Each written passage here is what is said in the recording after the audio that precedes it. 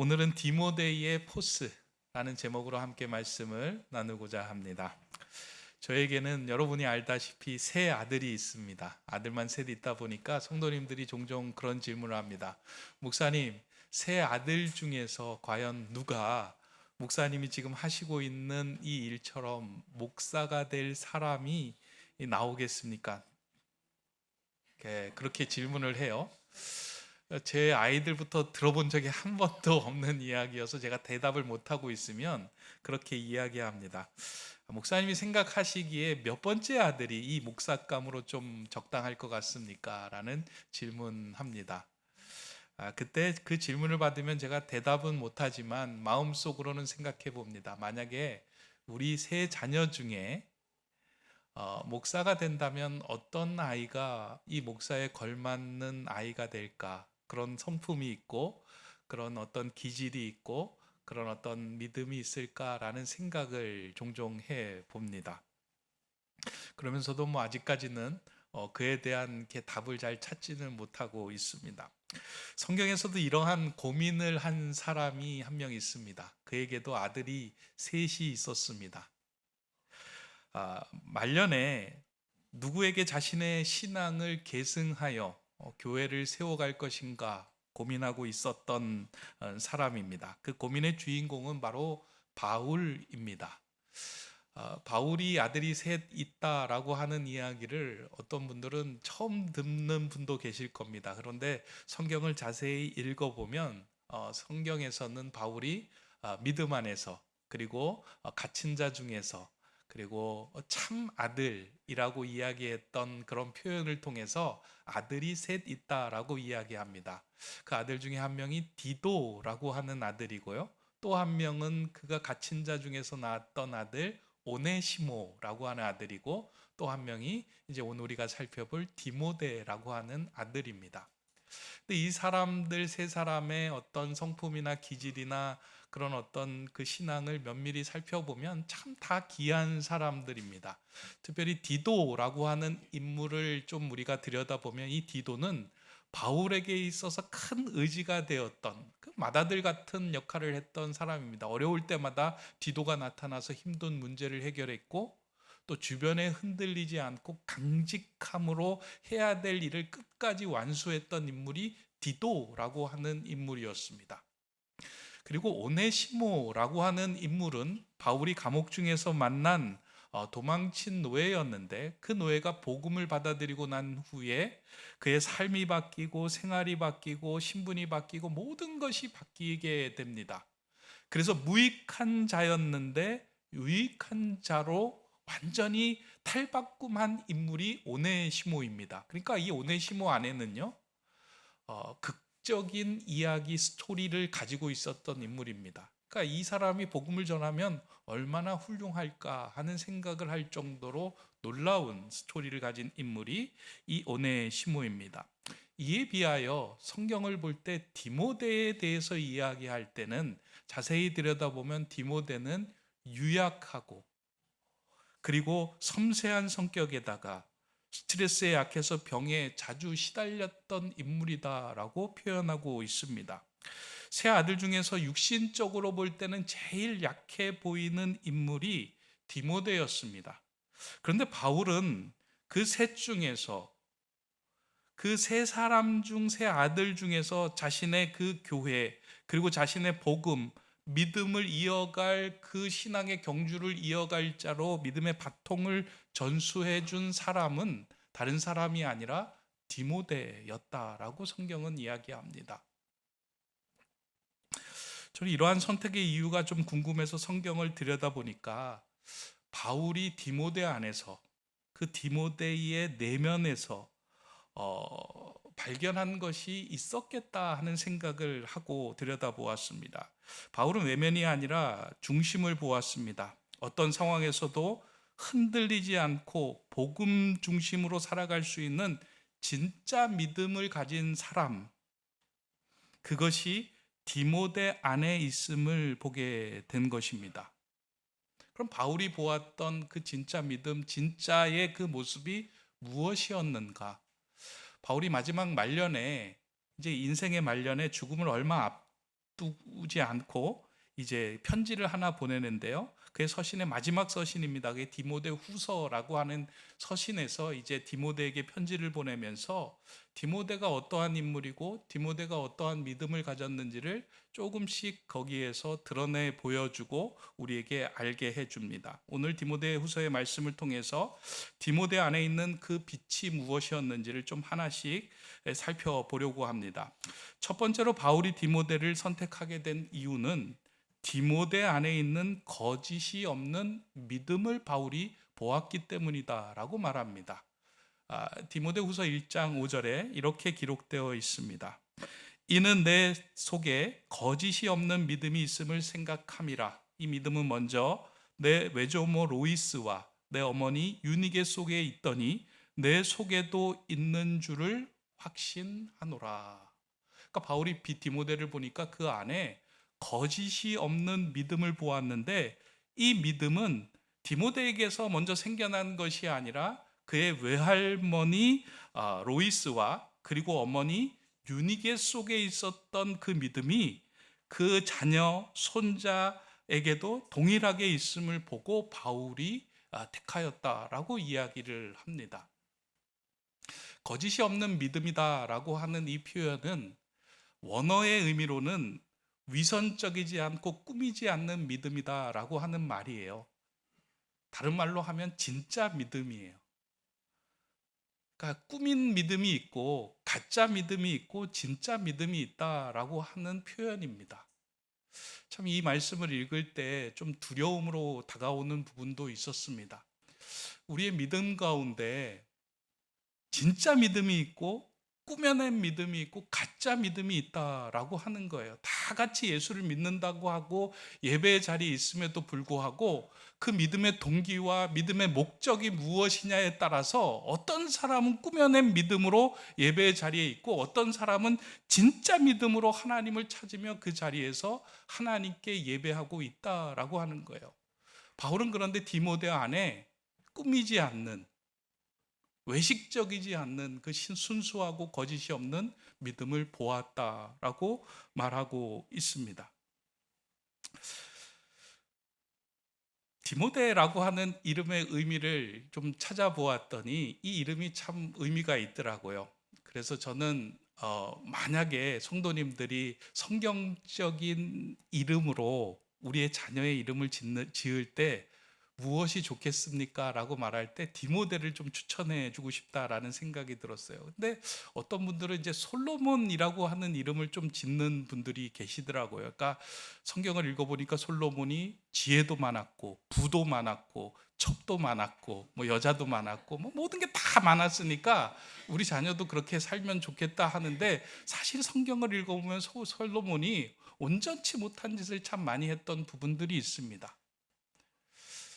솔로몬이라는 이름은 평안이라고 하지만 진정한 평안이 아니라 세상의 평안을 찾았던 그런 모습들이 너무나 많이 담겨져 있습니다. 그에 비해서 디모데라고 하는 인물의 그 이름의 뜻을 좀 찾아보니까요, 티메라고 하는 말과 테오스라고 하는 말이 합쳐졌더라고요. 티메는 경외하다라고 하는 말이고요, 테오스는 하나님이라는 말이에요. 그러니까 이걸 붙이면 하나님을 존귀 여기는 자, 하나님을 경외하는 자가 디모데입니다. 그러니까 디모데는 그의 외할머니, 어머니가 받아들였던 그 복음 그대로, 그 이름 그대로 그 속에는 진짜 믿음을 가지고 살아갔던 겁니다. 이게 참 오늘 본문을 보면서 왜 바울이 할머니도 이야기하고 어머니도 이야기를 하면서 디모데 안에 거짓이 없는 믿음이 있다라고 이야기하였을까? 저는 이게 참 중요하다라고 생각을 해요. 우리 자녀들에게 생겨나는 믿음은요, 자녀들 스스로 만들어낼 수 있는 것이 아니고요, 무엇을 보고 그것이 진짜다라고 하면 그것을 품고 생겨나는 것이 우리 안에 믿음이에요. 근데 할머니도 가지고 있고 어머니도 가지고 있는 거예요. 할머니를 보니까 하나님을 믿고 예수를 믿는 그 믿음이 다른 세상의 어떤 것보다 가장 중요하게 그것을 여기고 있구나. 우리 할머니는 예배를 중요하게 여기고 있구나. 우리 할머니는 하나님의 말씀을 지키는데 최선을 다하고 있구나. 요거 하나를 보았을 거예요. 근데 사람은 하나를 보면 잘 그게 당겨지지가 않아요. 최소한 복수로 다가올 때 이것이 우리에게 당겨지는 거예요.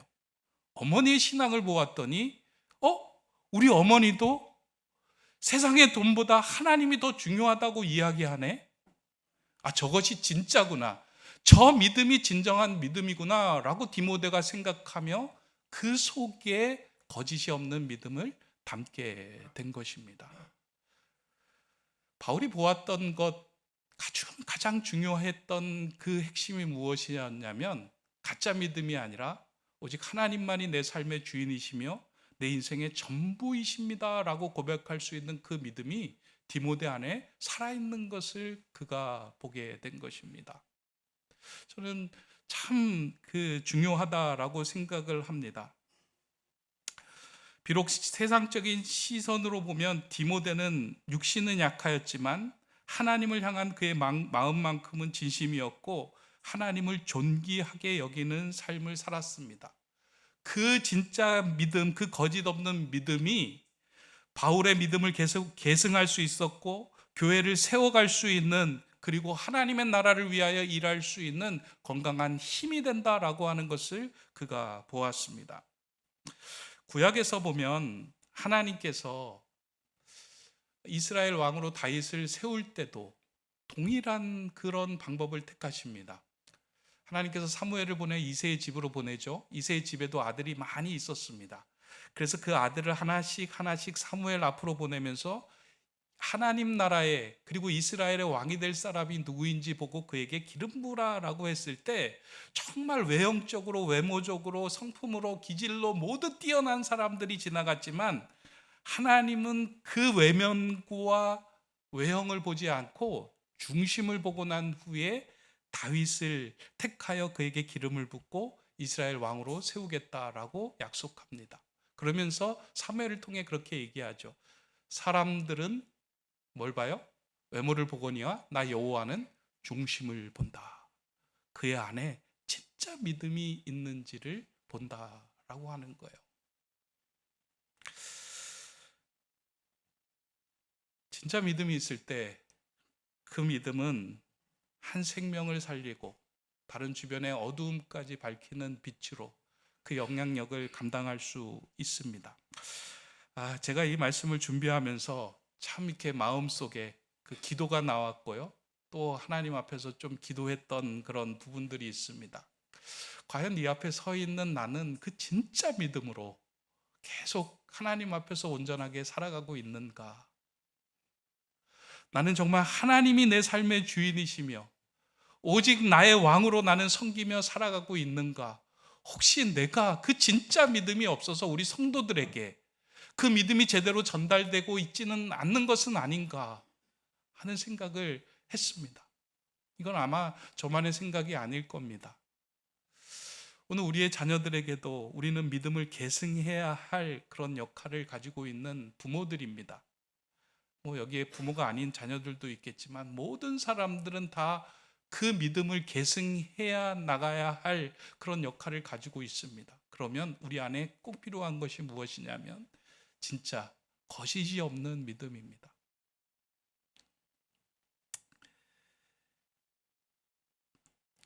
영락교회의 목사님이셨던 한경직 목사님이 계시죠. 그분이 정말 진짜 믿음으로 살아가기 위하여 애를 쓰신 분이에요. 은퇴를 하면서도 사람들로 하여금 내가 지금껏 수고하고 애쓴 것 돈으로 바꾸지 않겠다. 그리고 나의 자녀들이 혹시라도, 나의 자녀가 목사가 있지만 혹시라도 이 교회에 누를 끼치지 않으면 좋겠다. 내가 믿고 있는 이 예수 그리스도를 진짜 믿음으로 그와 같은 길을 가겠다라고 해서 그냥 남한산성의 좁은 그 단칸방에서 그의 남은 여생을 지냈습니다. 교계의 높은 목사들이 찾아가서 한경직 목사님에게 몇 가지 조언을 구했죠. 세상이 이렇게 변해가는데 우리가 어떻게 살아가면 좋겠습니까? 우리가 어떠한 믿음을 가지고 살아가면 좋겠습니까? 라고 조언을 구하자 그 목사님이 그렇게 말씀하셨다는 거예요.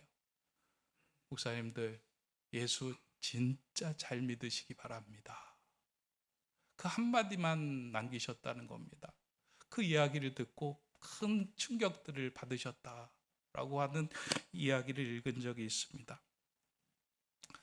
우리는 모두 예수를 믿는 사람입니다. 근데 그 예수를 진짜로 믿는 사람이 있고 가짜로 믿는 사람들이 분명히 있습니다. 예수를 나를 위해서 믿고 나의 그 어떤 성공을 위해서 믿고 나의 번영을 위해서 믿는 사람들이 있습니다. 그러나 그 믿음은 누군가에게 전달되지 않고 오히려 그 믿음을 보고 자라난 자녀들은 그 부모보다 더욱더 세상적인 자녀로 성장할 수밖에 없습니다.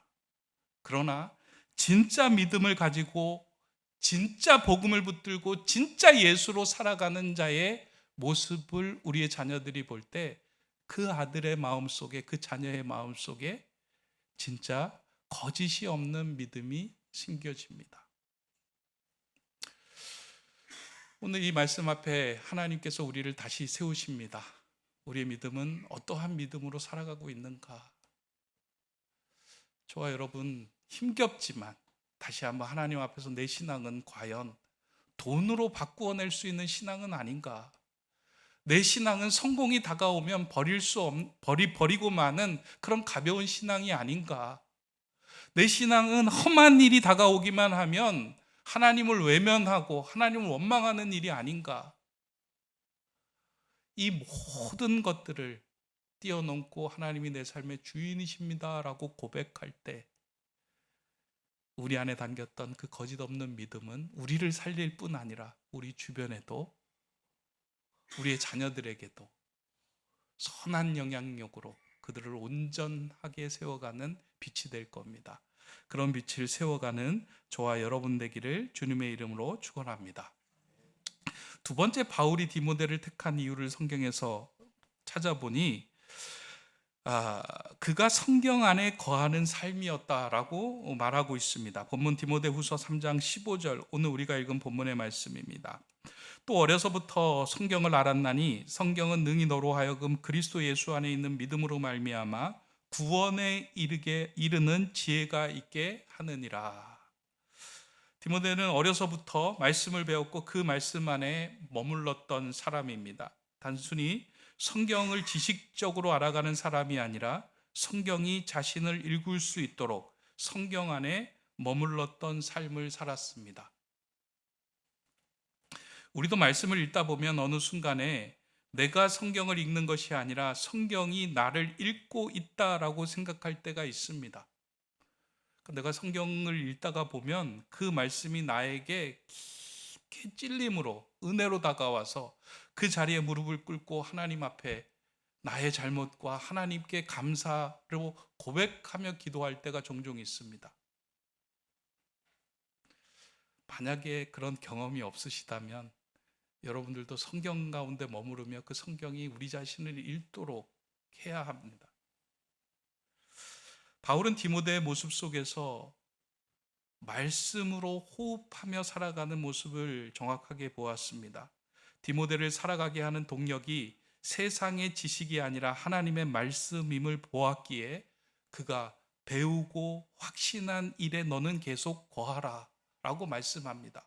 그리고 뒤이어서 하는 말이 무엇이냐면 세상의 학문과 지식이 너를 온전한 사람으로 세워가는 것이 아니라 오직 하나님의 말씀만으로 너가 하나님의 온전한 사람이 될 수 있다라고 이야기합니다. 그러면서 바울이 디모데를 향하여 성경은 하나님의 감동으로 된 것이다 라고 하는 표현을 사용합니다.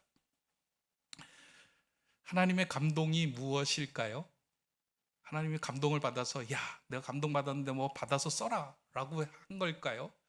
근데 감동이라는 말을 조금 더 이렇게 쉽게 바꾸어 보면 감동은 숨결이다 라고 바꿀 수 있어요. 그러니까 하나님의 숨결이 담긴 책이 성경이에요. 그러니까 하나님으로 창조하신 우리가 하나님의 말씀을 읽고 듣고 그것을 이렇게 배우고 거기에 거할 때 그 숨결로 우리가 숨을 쉬고 살아날 수 있게 된다는 거예요. 그러니까 하나님의 사람이 온전하게 되는 비결이 어디에 있느냐? 하나님의 숨결에 있고 그 숨결은 하나님의 말씀에 있다라고 하는 그 비밀을 이제 디모데에게 전하고 있는 내용입니다. 디모데는 그 하나님의 말씀으로 호흡을 하고 숨을 쉬었던 사람입니다.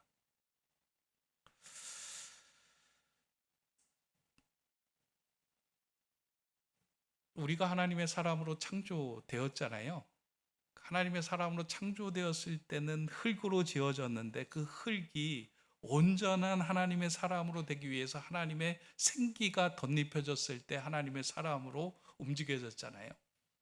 하나님의 말씀이 빠질 때는 우리는 흙에 불과한 존재이지만 그 생기가 덧입혀질 때만 우리는 하나님의 사람으로 살아갈 수 있게 됩니다.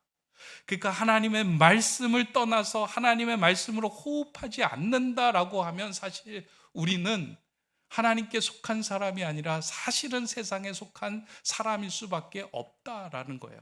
하나님께 속하여 하나님의 뜻으로 살아가는 것이 아니라 실상은 세상이 원하는 곳으로 휩쓸릴 수밖에 없는 존재가 된다라는 겁니다.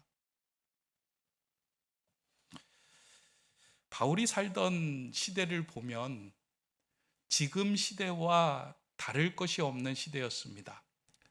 지금 최근 시대를 보니까 막 인공지능이 막 개발이 되고 발전이 되면서 막 하루아침에 막 많은 것들이 달라져요.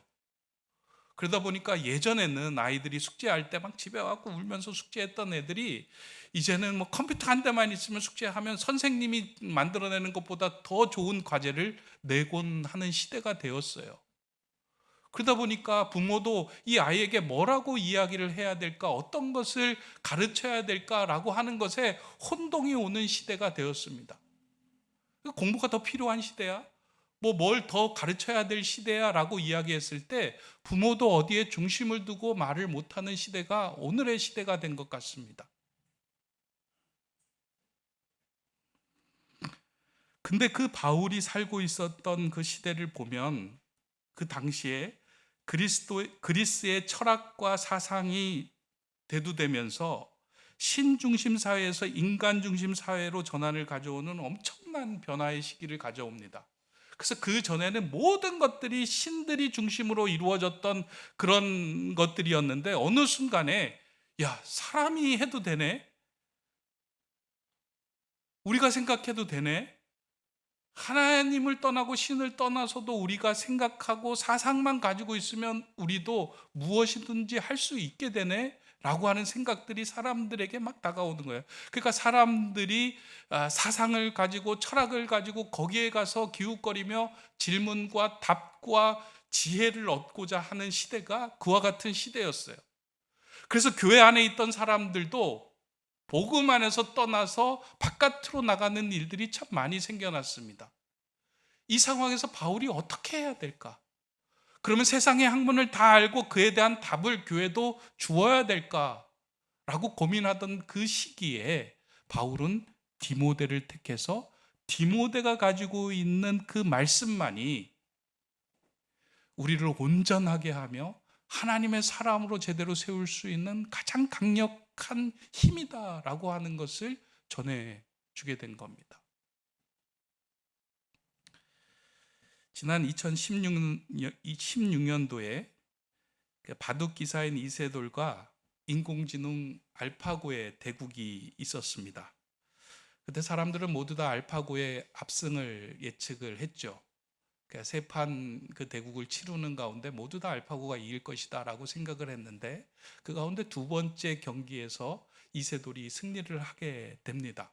근데 그 승리의 비결로 꼽았던 그 한 수가 어떤 수인가 보았더니 이세돌이 두었던 78번째 그 수로 인해서 알파고가 혼동을 하고 그 이제 실수를 하게 되면서 그 경기가 이세돌에게 승리를 안겨주었다라고 얘기해요. 그러니까 78번째 수가 무엇이냐? 가장 인간적인 한 수를 이세돌이 두었다라고 이야기를 합니다. 그러니까 인공지능이 예측하고 상상할 수 없던 수를 그냥 두었더니만 오류를 일으켜서 그와 같은 일들이 벌어졌다라고 얘기를 하는 거예요. 제가 그 이야기와 오늘 말씀을 들으면서 바울이 이렇게 급변하는 시대에 정말 신의 한 수처럼, 그럼에도 불구하고 우리가 하나님의 사람으로 이와 같이 모든 것들이 상대적인 진리를 외치고 있는 이 시대에 그럼에도 불구하고 온전한 사람으로 우리를 세울 수 있는 그 한 가지가 무엇인가? 그건 다른 것이 아니라 하나님의 말씀, 그 성경으로 돌아갈 때만 우리는 온전해질 수 있다라고 이야기한 거예요. 디모데 안에 그 말씀을 사모하는 그 모습을 보고 바울은 디모데를 택하였던 겁니다. 하나님께서는 오늘 우리에게도 이와 같은 모습을 보기를 원할 것입니다. 실상 지금 이 시대를 보면 모든 것이 부유하고 모든 것이 더 평안해지고 모든 것이 우리로 하여금 더 안락한 시대로 이끌어가는 것처럼 보이지만 사실 그 한꺼풀을 조금 벗겨놓고 보면 지금 많은 사람들이 공허와 혼돈과 허무감 속에서 시달리고 있다라고 하는 이야기를 우리가 보게 됩니다. 30대, 40대, 50대 많은 사람들이 이 땅을 사는 게 버겁다라고 해서 매일매일 생명을 버리는 일들이 이 시대에 나타나고 있는 징조입니다. 어디에서 답을 찾을까 해서 그리로 나가봤지만 거기에서 답을 찾지 못하고 힘겨워하는 일들이 종종 우리에게 나타납니다. 이건 너무나도 당연한 이유입니다. 하나님이 창조하신 세계는 하나님 안에서만 그 질서와 평안을 누리기 때문입니다. 따라서 사회가 그 어떤 변화를 가져오더라도 우리가 놓치지 않고 붙들어야 하는 것은 우리가 온전하게 될 수 있는, 우리가 사람으로 생기를 찾을 수 있는 그 본질과 근원입니다. 그게 하나님이 내 삶의 주인이시다라고 하는 거짓 없는 믿음과 아울러 그 믿음을 생기게 하는 하나님의 말씀입니다. 바울이 그걸 디모데 안에서 발견하고 보았던 겁니다. 오늘 우리 안에도 담겨져 있어야 할 그 빛이 필요하다면 저는 바울이 디모데를 통해서 보았던 이 두 가지의 빛 아닐까라는 생각이 듭니다. 바울은 변화하는 세상에서 그 세상을 지켜낼 한 수로 디모데 안에 있는 그 빛을 택한 것입니다. 하나님을 존귀하게 여기는 그 믿음과 말씀 안에 거하는 삶을 보았습니다. 그것이 우리를 지켜내며 온전한 사람이 되게 하는 유일한 길임을 보고 그와 같은 택함을 하였습니다. 오늘 우리에게 주신 이 디모데의 그 빛이 저는 오늘 예배하는 저와 여러분들 안에도 있기를 소망합니다. 바라기는 사실 우리의 자녀들입니다. 쉽지 않아요. 자녀들이. 교회 안에서 자라나는 그 자녀들, 청소년들, 믿음 안에서 양육하는 일들이 너무 쉽지 않아요. 좀 안타까운 일이기는 하지만 우리 교회 청소년부도 선생님들이 이 청소년들을 어떻게 양육해서 믿음 안에서 제대로 세울까 하는 그 고민 하에서 참 많이 힘들고 어렵고 지치고 있다라고 하는 이야기를 듣게 됩니다. 사실 1시간 교회 와서 무엇을 주고 그들을 어떻게 믿음으로 세워가겠습니까? 그런데 그 일을 위해서는 선생님뿐만 아니라 우리의 부모들이 복수로 함께 우리가 믿고 있는 하나님이 진짜 하나님이야, 우리가 믿고 있는 예수님이 진짜 예수님이야 하고 진짜 믿음을 계속해서 그들에게 보여줄 때 그 아이들 안에 그 믿음의 빛이 심겨질 겁니다. 저는 그것을 기대합니다. 그래서 하나님께서 정말 이 시대에 이 땅의 어두운 것을 비춰줄 그런 거짓 없는 믿음과 말씀으로 호흡하는 사람이 누가 있을까 찾을 때 세움교회 교인들 가운데, 세움교회 자녀들 가운데 있구나. 그 시선이 우리 교회와 우리 자녀들에게 머물기를 소망합니다. 그 일을 위해 저와 여러분들이 진짜 믿음과 그리고 하나님의 말씀으로 호흡하며 살아가는 그 삶을 살아가기를 소망합니다. 그러한 디모데의 빛을 소유하는 저와 여러분 되시기를 주님의 이름으로 축원합니다. 기도하겠습니다. 사랑의 하나님, 우리의 중심에 디모데의 빛이 담겨지기를 소망합니다. 하나님을 존귀 여기는 거짓 없는 믿음을 허락하시고 말씀이 나를 읽게 하며 그 말씀으로 호흡하는 삶을 살아가게 하옵소서.